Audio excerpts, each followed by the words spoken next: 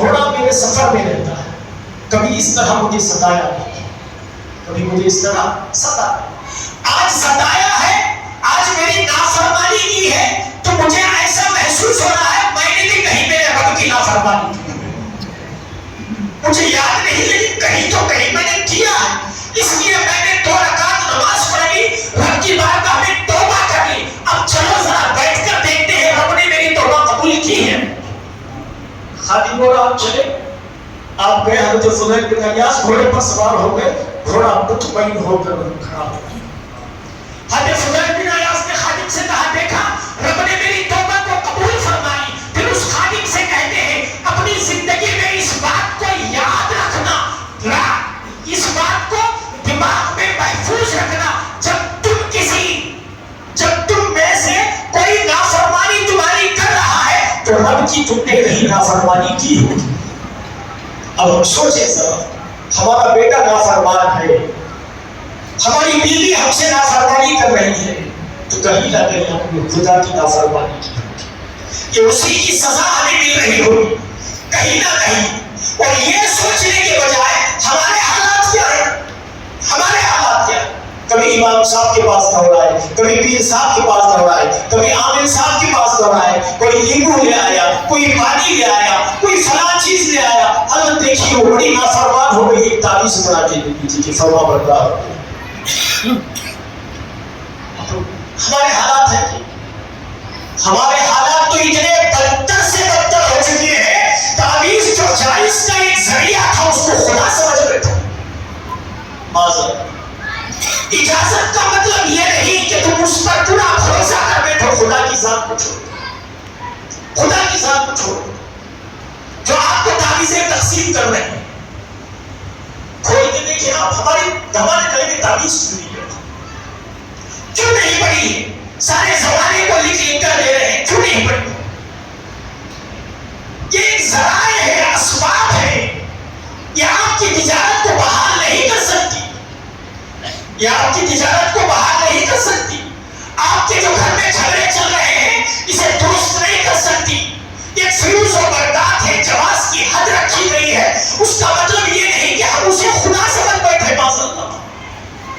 کہ وہ ہماری ہر تکلیف کو دور کر دے، تو کسی کو وظائف دے کر پڑھنے کو کہو، پڑھنا نصیب نہیں ہے، کوئی ایسا کمال کر دیجیے، کوئی ایسا کمال کر دیجیے جتنی ساری مشکلیں جو ہے اس کمال میں حل ہو گئی،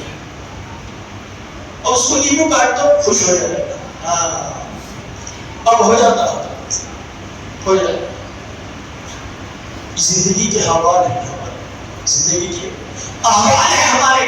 ہر کوئی اپنی بدعمالیوں پہ غور نہیں کرتا کہ ہم نے کیا کیا ہے پیچھے، سوچے تو ذرا،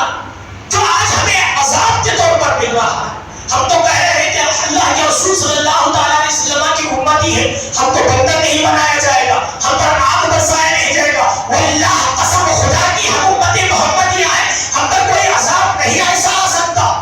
ہماری شکلیں بدلی نہیں جا سکتی، ہمارے لیے دیگر عذاب تو ہے، گھر میں بیوی کے ساتھ سکون نہیں، عذاب نہیں تو ہو گیا، بچیاں بھاگ کر شادی ہو گئی، عذاب نہیں تو ہو گیا، بچیاں غیر خوف کے ساتھ ہماری تعلقات پیدا کر رہی، عذاب نہیں تو ہو گیا، ہماری تجارتوں میں برکتیں ختم ہو گئی، عذاب نہیں تو ہو گیا، دن بھر کما رہے، صبح سے شام تک محنت کر رہے، گھر واپس آنے کوئی پیسہ بچ نہیں رہا، عذاب نہیں تو ہو گیا، گھر میں آؤ سکون نہیں، عذاب نہیں تو ہو گیا، ہماری شکلیں نہیں بدلی، عذاب کی شکل بدل دی، عذاب کی شکل بدل دی۔ اس سے پہلے بھی عذاب ہوا ہے، ہوا کیوں ہے؟ ان کے ہاتھوں کی وجہ سے، ان کی کرتوتوں کی وجہ سے۔ ہاں اگر کوئی یہ سوچ رہا ہے، اگر یہ سوچ رہا ہے میں سے، اگر میں یہ سوچوں کہ میں گناہ کرنے کے باوجود بھی آرام سے کھانا مل رہا، باہر سے 3 ٹائم کھانا مل رہا، سکون سے ہوں، اطمینان سے، تو اسے خوش ہونے کی ضرورت نہیں، سب سے زیادہ ہونے کی ضرورت اس کو ہے، سب سے زیادہ ہونے کی ضرورت اس کو ہے۔ کیوں؟ کیونکہ اللہ نے اسے مہلت دی ہے، کبھی پکڑ نہیں، کبھی پکڑ نہیں۔ نوح علیہ السلام کی قوم معلوم کتنی عمر تھی؟ حتیٰ خود نوح علیہ السلام کی 900 سال کی عمر تھی، 900 سال قوم کے پیچھے پڑے، خدا کی دعوت دیتے رہے، کھانے کے بجائے حضرت نوح علیہ السلام کو ٹھکراتے 900 سال جو چین سے رہے وہ کھانے کے ٹائم پہ کھاتے پیتے کاروبار چلتا تھا سب صحیح چل رہا تھا تو اس کا مطلب کیا تھا وہ قوم صحیح تھی اللہ نے ڈھیل دے رکھی تھی اللہ نے ڈھیل دے رکھی تھی اب سدھر جائے اب سدھر جائے اب سدھر جائے 900 سال مکمل ہو گئے سدھرنے کو تیار نہیں حضرت نوح علیہ السلام نے دعا بولا یہ ماننے کو تیار نہیں اب کیا کروں رب نے فرمایا اے نوح کشتی بنا اب کشتی بنا حضرت نوح علیہ السلام نے کشتی بنانا شروع کیا قوم جب دیکھتی نا آپ کو کشتی بناتے ہیں اب نیا کام شروع کرنا ہی مذاق اڑاتی مذاق اڑاتی کہ کشتی کی کیا ضرورت ہے اتنی گرمی شدت کی برسات کا کوئی نام و نشان نہیں کہاں ندیاں بھرے کہاں وہاں تو تالاب و ندی کوئی بھری نہیں اب کشتی کس لیے بن رہی ہے سارے قوم کے لوگ پریشان ہیں جس سے وہ تنور تھا ایک روٹیاں بنتی تھی اللہ نے اس تنور کو حکم دیا پانی نکل اس تنور سے پانی نکلنا شروع ہوا اتنا پانی نکلا اتنا پانی نکلا پوری کائنات میں بھر گیا کوئی برسات کی ضرورت نہیں پڑی رب نے یہ بتا دیا کہ میں اگر دنیا کو خرچ کرنا چاہوں تو مجھے کوئی بڑی برسات برسانے کی بھی ضرورت نہیں میں ایک روزن کو ایک سوراخ کو حکم دے دوں تو وہاں سے بھی پانی نکلنا شروع ہو جائے پھر حکم دیا ہے نوح تجھ کو چھوٹی مان لے آئے ان کو کشتی پر سوار کر اور باقی کو چھوڑ اور جو 900 سال تک جنہیں مہلت دی گئی تھی اب 900 سال تک جو ہے ایمان نہیں لائے اپنی کرتوتوں پر انہیں احساس تک نہیں ہوا تو حضرت نوح علیہ السلام کا بیٹا ہی کیوں نہ ہو سارے کے سارے درد تباہ ہو گیا تو بتائیے یہ جو چھوٹ ملی ہے نا ہمیں ہماری زندگیاں آرام سے اگر کسی کی چل رہی ہیں گناہ کے باوجود تو سمجھو اللہ نے چھوٹ دے رکھی سمجھنے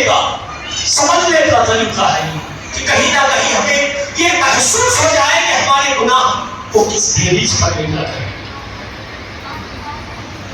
حضرت شعیب علیہ السلام اچھا یہ حضرت سلیمان علیہ السلام کے زمانے میں جانتے ہیں بلقیس کا تخت ملک سبا ایک ایسا ملک تھا یہ ملک سبا قرآن میں اس کا ذکر ہے آپ اٹھا کر دیکھیے پوری دنیا کے اندر اس طرح کا سکون کسی ملک میں نہیں تھا ایک باغ تھا وہ اس کی وجہ کیا تھی ایک باغ تھا ملک سبا اتنا حسین اور جمیل باغ تھا کہ اگر کوئی صرف چلتے چلتے اپنے سر پر ٹوکرا اٹھا دیتا اور اس باغ سے پار ہو جاتا تو پار ہونے کے بعد ٹوکرا بھر کر اس میں پھل گرے ہوئے ہوتے یہ نہیں الگ رقم کے پھل گرے ہوئے اور وہ سبا کے ملک سبا کے لوگ جو تھے نا خوش تھے کہتے ہیں کہ ہمیں جو محنتوں کا ہماری محنتوں کا جو نتیجہ ہے وہ دنیا میں کسی کو محسوس نہیں ہوا خدا کو بھول بیٹھے تھے انہیں معلوم نہیں تھا کہ اللہ سے دور ہو جانا کتنی بڑی بدنصیبی ہے لیکن اللہ نے کیا کیا پھر اس باغ کو جلا کر راکھ کر دیا کچھ نہیں بچا ان کے پاس کچھ جو کہتے تھے دنیا میں کہ سب سے اچھا ملک ہمارا ہے اللہ کی نافرمانی کی وجہ سے سب سے بدترین ملک سبا جو ساری نعمتیں جو تھی وہ سب رب نے چھین جب تک نعمتیں رب نے دے رکھی اس کا شکر ادا کریں اور جب ظاہر ہو جائے گی تو ہاتھ ملتے رہیں گے تڑپتے رہ جائیں گے پھر اس میں یہ نا ماں باپ ہے خدمت کو تیار نہیں ماں باپ بڑی نعمت ہے ماں باپ ہے خدمت کو تیار نہیں ہے ہم اور جب تک زندہ ہے پوچھنے کو تیار نہیں مر جائے ایک کہتا میں کفن دوں گا ایک کہتا میں کفن دوں گا ایک کہتا میں پانی نہلاؤں گا ایک کہتا میں پانی گا ایک کہتا میں قبر کا خرچہ کروں گا میں قبر کا خرچہ کروں گا جب دوا کے لیے ترس رہی تھی کوئی تیاری نہیں تھا دوا لانے کے لیے وفادار وہ ہے جو مرنے کے بعد خرچ کرے وہ نہیں زندگی میں جو خرچ کرے وہ وفادار ہوتا ہے وہ اپنے والدین کا وفادار ہوتا ہے والدین ہمارے ساتھ کیا سلوک کرنا ہے ہم سے کوئی مطلب نہیں سب سے بڑی نعمت یہ ہے کہ انہوں نے پیدا کر دیا یہی سب سے بڑی دولت ہے ہمارے لیے احسان کرو کا یہ پر وہ ہم سے چڑھتے ہیں گالی دیتے ہیں کیا کرتے ہیں ہمیں اس سے کوئی مطلب نہیں ہمارا فریضہ یہ ہے کہ انہوں نے ہمیں پیدا کیا، اس دنیا میں آنے کا ذریعہ ہمارے والدین ہے، تو ہمارے لیے لازمی ہے کہ مرتے دم تک ان کا ادب اور احترام کرنا، ورنہ پھر رب کا عذاب آئے گا، آگ کی شکل میں نہیں آئے گا، شکل بدل کر آئے گا۔ حضرت صالح علیہ السلام